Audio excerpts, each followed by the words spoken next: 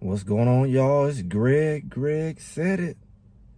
This year is moving quickly as normal as the last couple of years. I think this will be officially my third season doing this content with Colorado. That is very interesting. I came in the first season, did the second, and boom.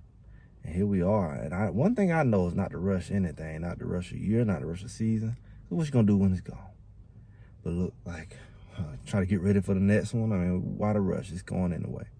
Here it is, July the 1st, 2025. I timestamped that thing. And man, in a critical time, the kids feeling themselves, but they don't know they about to go to school real soon. The teacher's about to go back to work. And the football camp's about to get going. They're going to get a little break, and then everything picks back up for the college and the pros. So right now is one of that little kind of like holding period. Colorado's finishing up, and you're waiting for Shedeur to go back to camp. Speaking of Colorado, ain't Colorado looking good? Looking good. Look at Jordan Seaton. Man, about 300-some plus pounds with abs starting to come through. Them boys working hard. They look like they happy doing what they're doing. They look like they're getting along. And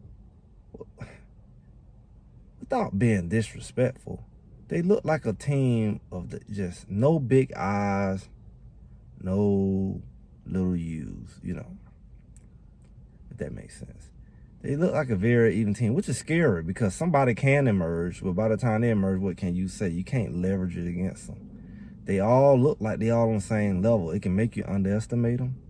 It can make you be like, oh, they don't have nobody, because nobody really stands out. But what happens when they go to standing out? You ain't gonna be doing nothing with them once they go to standing out. So they just look like a team in disguise right now. But they looking pretty good, man. They looking fit. Look like they training to prepare for the season like they should. They getting ready. And you could tell by the results on them bodies. They in shape. They looking chiseled. They got size. They got skill. And, man, they got balance. It's going to be interesting. And I can just see it now, like they have a good year, and they say, oh, that's because Shedeur gone. Oh, that's because he ain't playing that ball. It's going to be something. But who cares? Because the result's going to be exactly what it said it's going to be. Domination. And do I know if Shedeur going to get a shot or not? I don't know.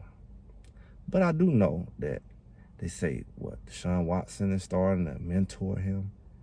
That's such a good thing to do because that's so Shedeur. I mean, Shedeur would do the same thing.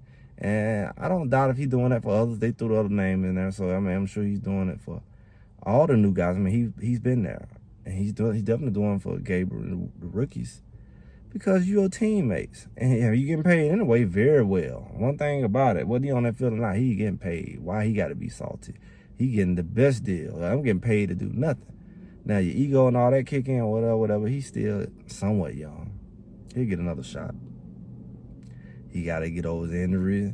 And doing stuff like this help with his publicity. You know, people that say Shedeur doing publicity stunt. I don't know. I haven't really heard this being a publicity stunt. This is more publicity stunt than what Shedeur always do. But if it's publicity stunt, that's what people do.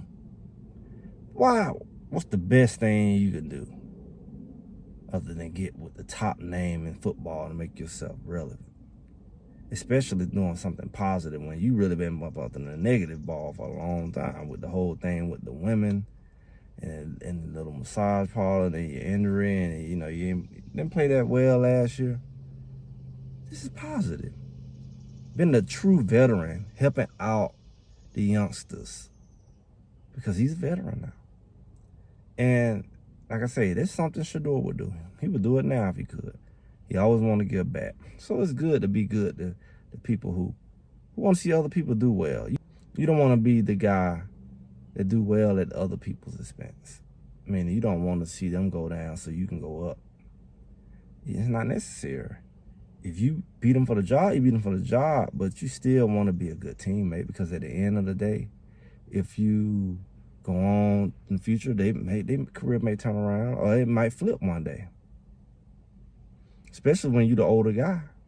So you want to treat people how you want to be treated. And it's just for what? It's a sport. It's a team. Sports is weird, y'all. It's an interesting thing, especially a team sport.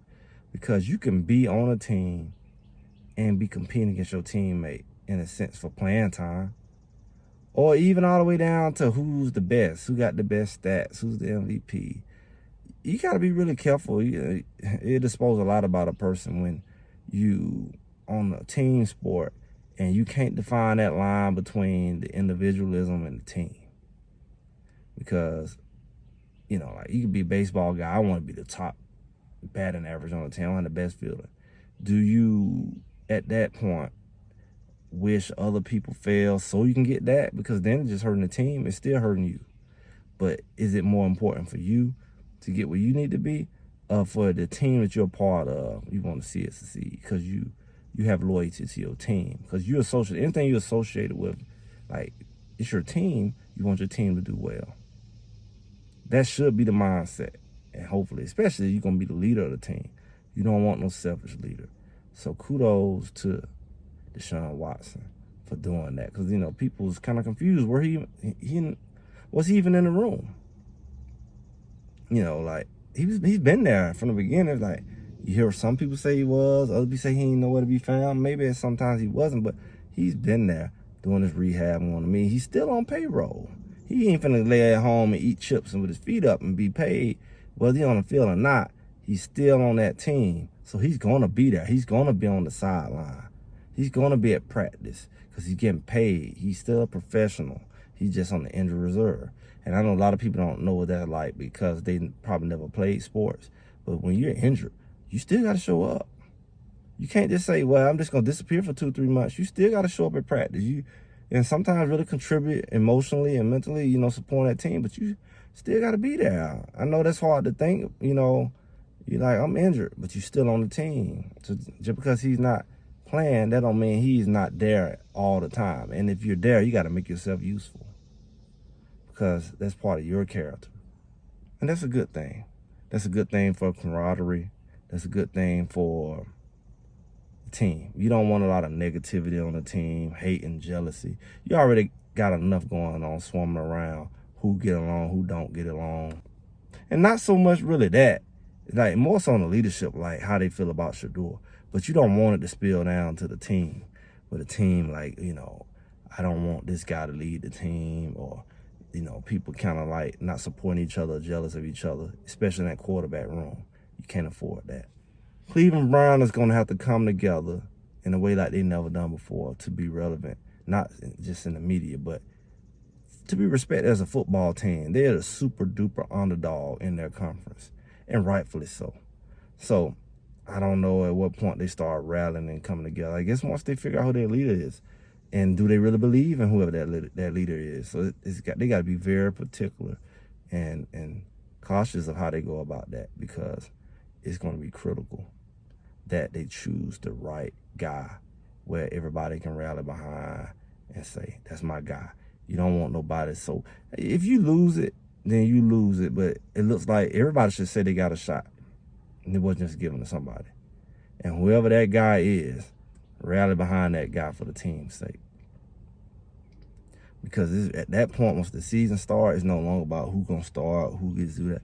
It's about the Cleveland Browns versus that. And you on that team, y'all suck.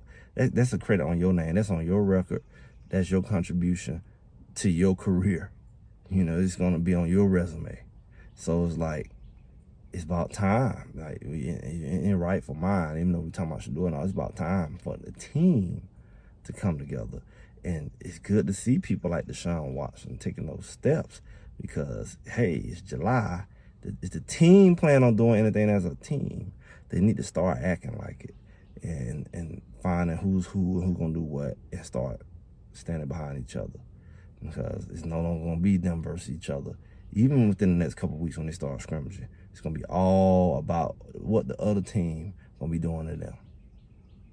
And that's when it gets interesting. Because then you got to see how people respond, how the fans respond, how the media respond, regardless of who at quarterback and who not at quarterback, and how they going to spin that thing. It's going to be interesting.